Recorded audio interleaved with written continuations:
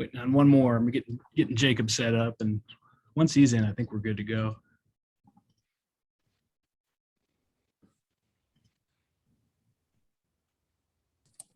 Jacob, we waiting on anybody else from K-Witch, or are we good to go? No, just me. We're skeleton crew today. All right. Well, Coach, we appreciate you giving us a couple extra minutes since we haven't had a chance to catch up since Wednesday, and get an opportunity to preview the Memphis matchup tomorrow, and also maybe get your thoughts on Jaime's signing. So we'll get an opening statement from you about the game and then turn things over to these guys for questions. All right, excited for Jaime Echenique. Kid put in a lot of hard work. He came here as an under-recruited junior college player.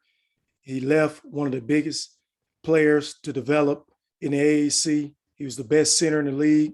He put in a lot of work. When he first got here, he was a low block player. He was hard to guard one-on-one on the block.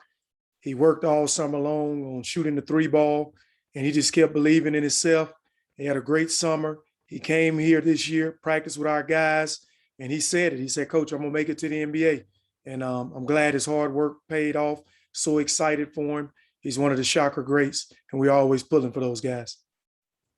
Yeah, and isn't that just a great story of just determination and, not giving up and keep going and going? Yeah, people don't understand. Jaime Echenique, coming out of junior college, he only averaged 6 points a game.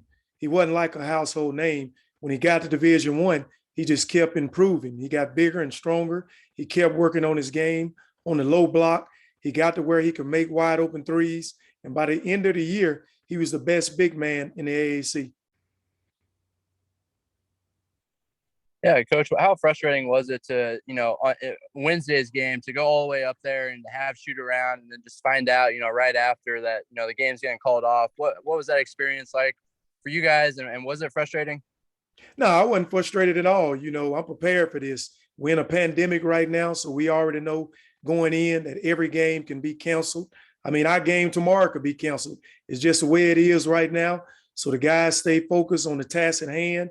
And we understand that sometimes those games are going to be canceled on the road and at home. And we just got to be prepared when we're able to play. The 10 days off, did it allow you guys to get a little more healthy? How are Craig and Joe doing? Yes, I feel like Craig and Joe, both of those guys are ready to go. Feel like both of those guys are right at 100%. So that break did help us a lot because we had two guys that were injured. So we really need those guys in the game.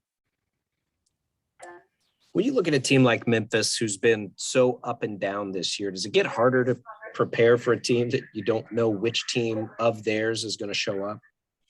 Not me, because, this Memphis team that they have right now reminds me of the Kentucky team that beat Wichita State in 2014 in the NCAA tournament.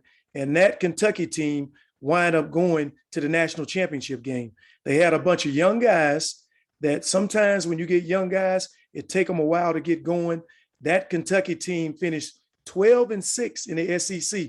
A lot of people don't know that.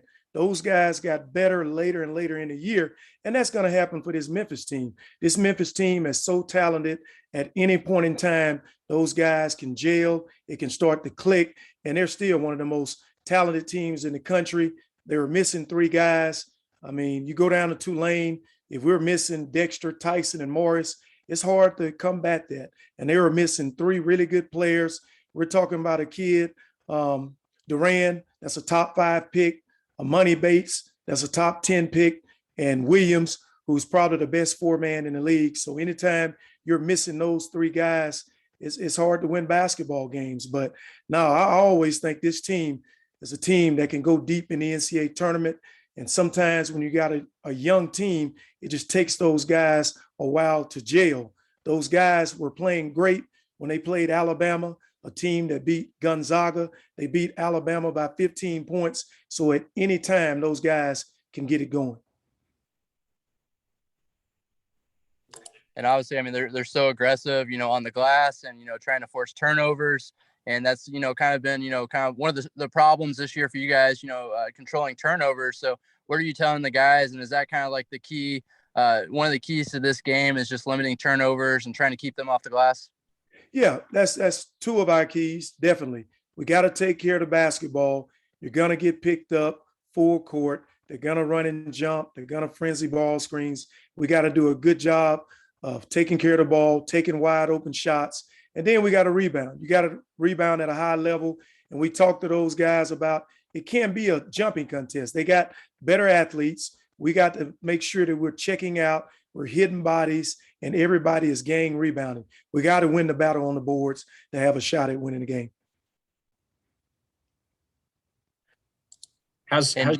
Is everybody for you guys healthy and good to go as far as testing and everything? Yeah, we got everybody is good to go.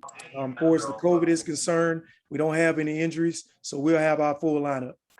And when does that last test happen? Like, when's the point of no return? I'm not sure. Todd handles that. We only get tested unless you got symptoms or it's been a close contact, and we haven't had any of that. So if somebody wake up tomorrow morning and they got symptoms, they will get checked, and anybody that's got close contact with them also get checked. So it's a day-by-day thing.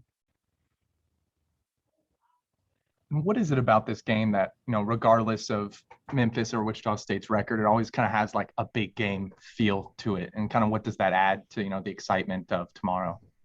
Yeah, it's a conference game, number one.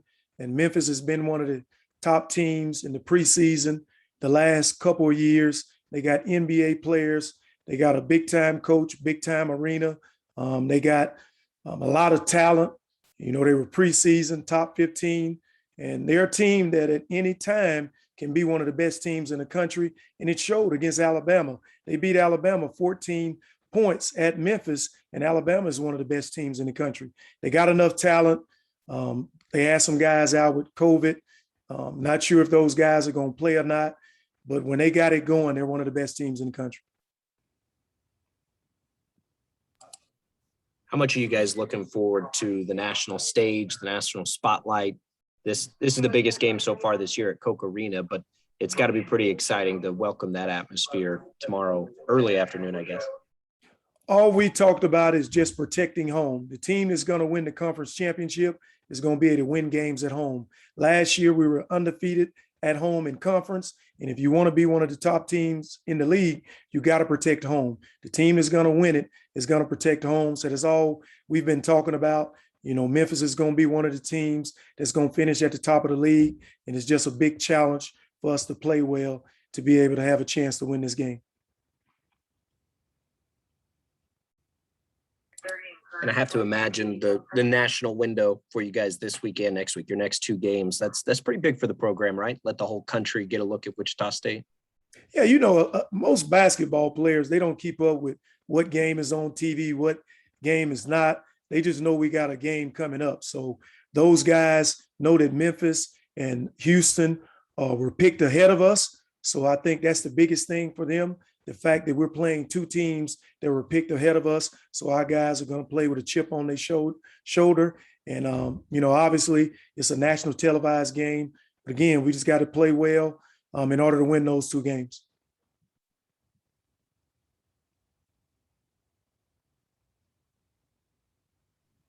Anybody else? Yeah, I have one more. Back to Jaime. What do you think he needs to do, or what do you think will make him, be able to maybe carve out a career in the NBA, regardless of what that looks like? But what are maybe his biggest assets as he's trying to, make his way? I think number one, you got to catch a break. The most talented guy I've ever coached in my life, not even close. He didn't make it to the NBA. Sometimes you got to catch a break. You got to get on with the right team. You know what I'm saying? You got to play well when you get that opportunity. Obviously, he's a very talented guy that can score it on the low block. He's gotten himself in tip-top shape. He's got to be on a team that's got some veteran guys, some good guards. He's got to keep the faith. He's got to keep pushing.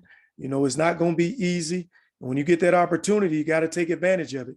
He's definitely an NBA guy, and all he needs now is just a break, somebody willing to give him a chance to prove himself, because he can score it on the block like anybody in the country. And he's a great kid. He's got a great faith in God. He's got a great support system, and we know he's going to put in the work. And one more real quick for you, Coach. With Monzi playing so well last game, you mentioned Joe is healthy again. Is that just kind of game time decision, or have you made a decision on who's going to be the starter at the 4 now? Yeah, it's always game time. We got multiple guys that can start. You know, we've been preparing for this game. We know we're going to play, 10, 11 guys. So those guys are just ready to go. And both of those guys are healthy. So both of them are just ready to go. Both of them ready to compete. Both of them know at any time that they're going to be in the game. So we're not really concerned on who's going to start, who not going to start, because both of those guys going to play a lot of minutes. All right. Thank you, Coach. All right, brother. Thank you. Happy New Year to you guys. Yep. See you tomorrow. Thank Happy you. New You Year. too. All right, Hey, thank quick housekeeping note, media.